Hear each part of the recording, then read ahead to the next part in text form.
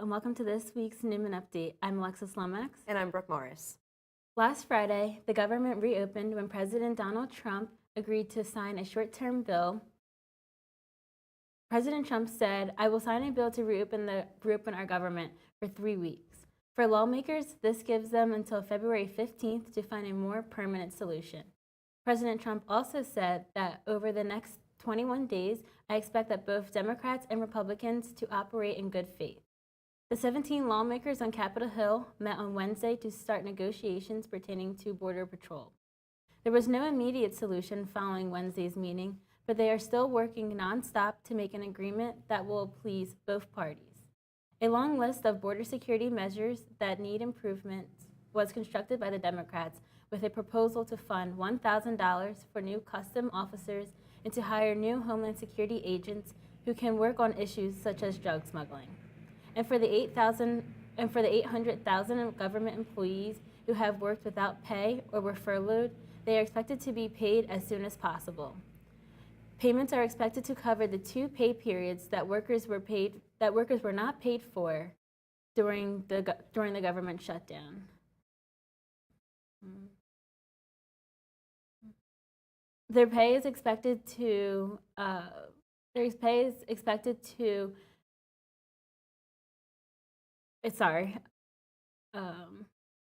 pay for the hours that they worked and aligned with normal pay rules. Furloughed employees will receive payment for their hours that they were furloughed. There have been many people who are contemplating running for the presidential election of 2020, from Joe Biden to former Starbucks CEO Howard Schultz to Senator of South Carolina Kamala Harris. The odds are endless on the outlook of the upcoming presidential election. In fact, according to Dr. Mick Mongol from Neumann University, candidates with no prior experience, much like President Trump, would consider it to be possible that Democrats have to resolve which would win the party prevail on the ticket. The voters will decide the terms of the winning combination. In terms of President Trump, he could face 2 challenges in the primary. John Kasich from Ohio, who finished second in the 2016 of the 17 candidates, and Governor Hogan of Maryland is a current office holder, and there is a possibility Governor Hogan will run again. Howard Schultz is talking about running as an independent, which could take votes away from the Democrats in the general election. If you had Schultz and Kasich running as independents, possibly that could neutralize things for those who are on the Democratic versus Republican ticket, end quote. If you would like to learn more information regarding government operations, you can certainly contact Professor Robert McGonagall or take Political Science 101. Let's turn it to Rhea Troilo with this week's weather update. Thanks, Brooke. A brutal cold impacted the Midwest and Northeast this past week. It all started last month when air temperatures 20 miles above the North Pole rose about 25 degrees. This warm air split the polar vortex, and columns of frigid air expanded into areas that do not normally see temperatures below freezing. It was said to be the coldest Arctic outbreak in a generation. On Wednesday, Minnesota dipped to a minus 52 degrees with the wind chill factor. In Chicago, officials intentionally lit train tracks on fire amid these brutal temperatures that could split the rails. This past Thursday, Philadelphia broke a 1935 record with 18 degrees as a high. In fact, 28 states were affected by this polar vortex phenomenon.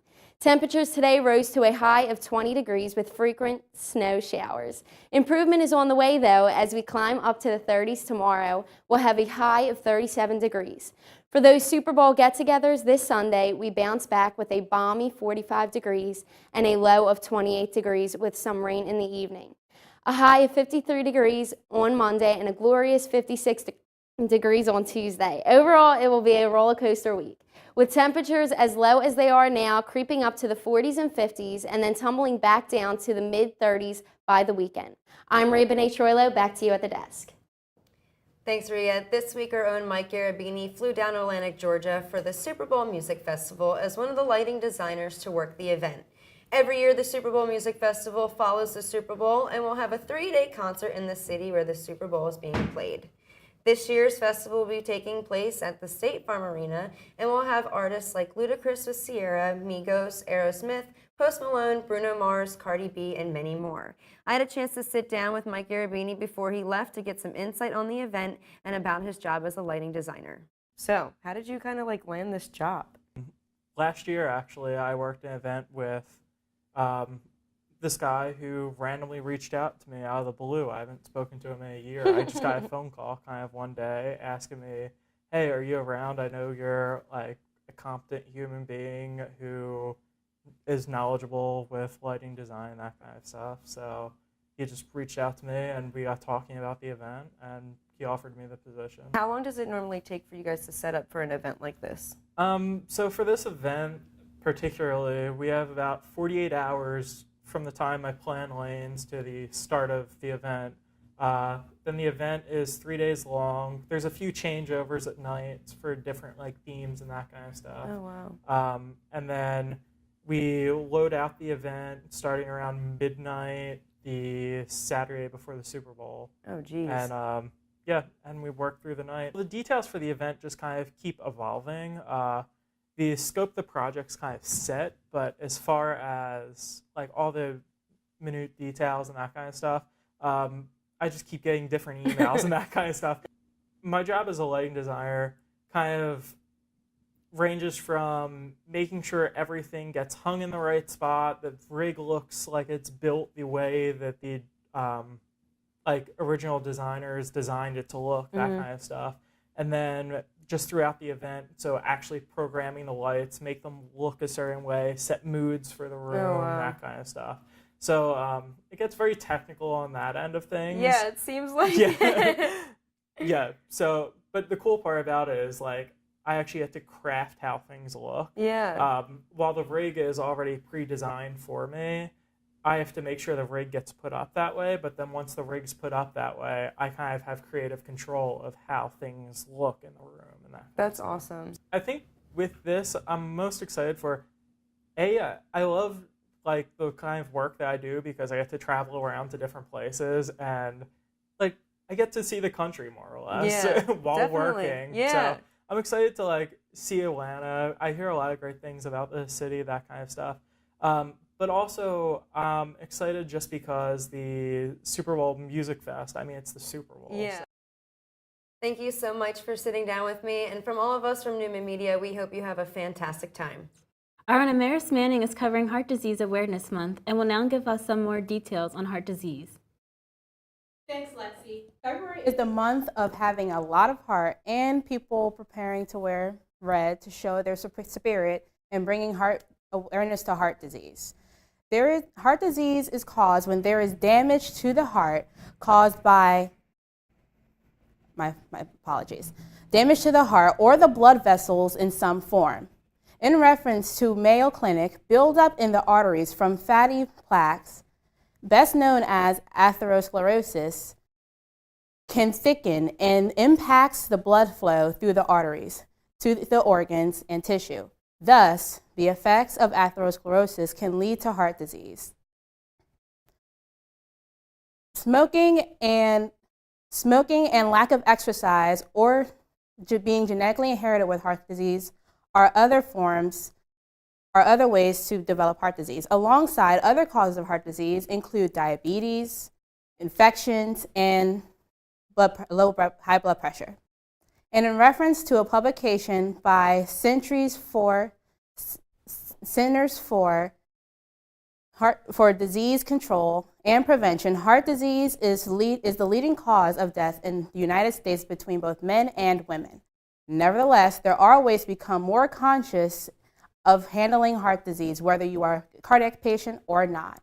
According to a nursing student of Neumann University, if people become healthy and conscious of their health, they could use basic procedures to keep your heart healthy, such as getting your blood pressure checked and exercise, even if it's genetic. It is not always preventable, but is treatable, and anyone can have it. So everyone, be heart healthy.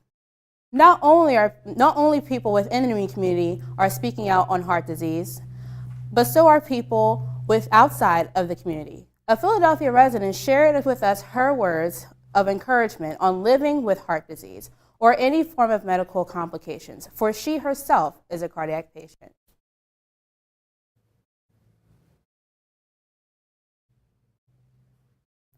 And as stated earlier, there are ways to help treat heart disease in order to stay healthy and active, such as eating healthy, taking prescribed medication, and exercising.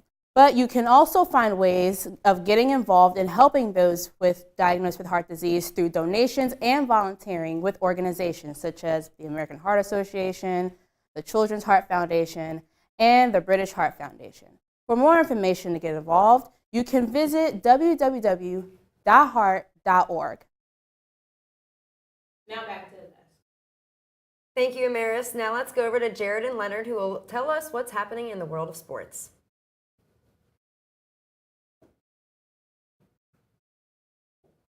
The Neumann University men's ice hockey team picked up a much-needed in their conference standings this past Monday night, tying Nazareth College 3-3, but picking up an extra point by winning in a shootout. Chris Ortobati, Zach Boyle, and Mario Tropia each had a goal, while Richie Brusco had 2 assists on the night. Mike Constantio had 28 saves in the net for the Knights. The Knights will take on Stevenson University in a must-win game tonight at 7 o'clock before returning to the ice tomorrow for a senior day matchup with Chatham University at 4 o'clock. The Neumann University women's basketball team completed a second-half comeback win 74-69 against Immaculata University on Wednesday evening in an Atlantic East Conference contest.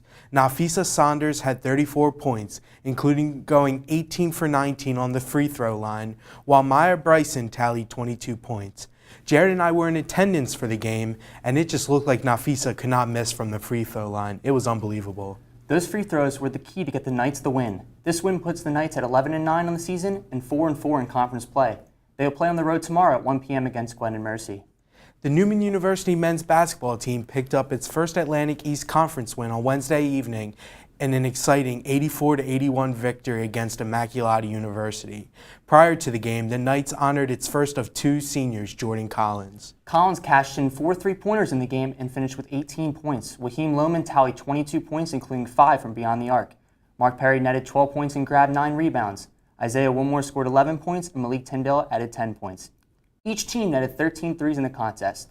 Newman plays tomorrow at Gwen and Mercy at 3 p.m. in a conference matchup. Now the big story for professional sports is Super Bowl 53, where the New England Patriots will play the Los Angeles Rams. It is no doubt that the Rams are the underdogs, but as we saw last year, miracles do happen. Now Jared, what do you think the Rams can take away from the Eagles' defeat of the Patriots in the Super Bowl last year? Well, I think the most important thing for the Rams is getting it done on the defensive side of the ball. The Rams have one of the best defensive lines in the NFL with big names such as Aaron Donald leading the charge. They need to be able to get into the pocket and put pressure on Brady to prevent him from making big plays. Jared, I couldn't agree more. For me, defense wins championships, and the Rams' defense is more than capable to stop the Patriots, but they are going to need to do a few things. First, they need to stop the run game. Sony Michel is part of this new era of running backs who are not that explosive out of the backfield, but they are patient. They wait for the play to develop and holes to open, and that's when they explode downfield to make the big plays. Not only do they need to stop the run game to prevent big plays, but they also need to force Tom Brady to throw the ball. That might sound dumb because Tom Brady is one of the most accurate quarterbacks of all time, but as we have seen time and time again, Tom Brady starts to make mistakes when he's under pressure. We saw it all season long, and we especially saw it in last year's Super Bowl. Lastly, the Rams need to establish a man-to-man defense. They can't just sit back and play zone on 2nd and 3rd or long and try to make the stop. Tom Brady is good at finding the mismatches and to find the open man downfield. If they can do all this, it'll lead a recipe of success and ultimately win them the Lombardi Trophy. Will Tom Brady get his 6th Super Bowl ring, or will the Rams put a stop to that? We'll find out Sunday. That's all we have from sports. Let's go back to the desk. Thanks, Jared. Our team went to the capture footage for the Philadelphia Auto Show.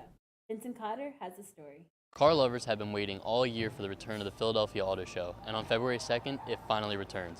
Manufacturers are eager to show off the latest bells and whistles of their vehicles and invited us down for a media day preview of their latest offerings. We got to see some spectacular cars today at the convention center. There were car models that will be released in 2020, as well as concept cars to relive those glory days of the classics. Not to mention the other classics you get to see, like the famous vehicles in all your classic movies and shows.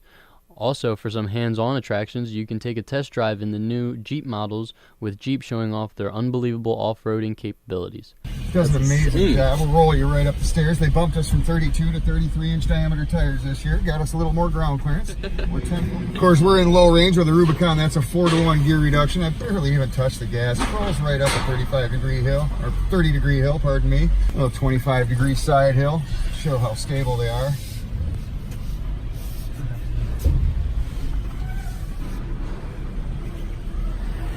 25 on the roll. And you notice you don't feel that wheel leave the ground. It rolls. And for all you gamers out there, the auto show offers chances in some simulators so that you may experience the cars of your dreams. If you're looking for something to do this weekend, or you're a true car enthusiast, the Philadelphia Auto Show has something for everyone. Reporting from the Convention Center, I'm Vince Cotter from the Neumann Update. Thanks, Vince. TikTok has taken over social media. In 2018, it merged with Musical.ly and had the same concept as TikTok. Some of you may have seen ads for the app on Instagram, Facebook, or Snapchat. It's been on the rise within the past year. TikTok actually started in China in 2016 and was called Douyin. It finally came overseas and took over. TikTok is a music video social media platform that allows for users to combine lip singing, create video effects, and connect with other users and share others' videos.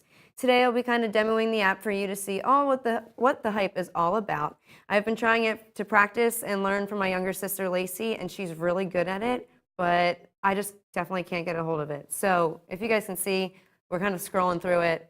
It's really just like an interesting app. It kind of takes so many different things all together, and it shows different stories that you can make. You can comment and like things.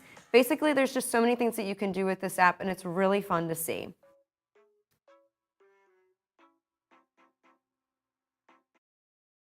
So that's all that we have this week for the Neumann Update. I'm Brooke Morris. And I'm Alexis Lomax.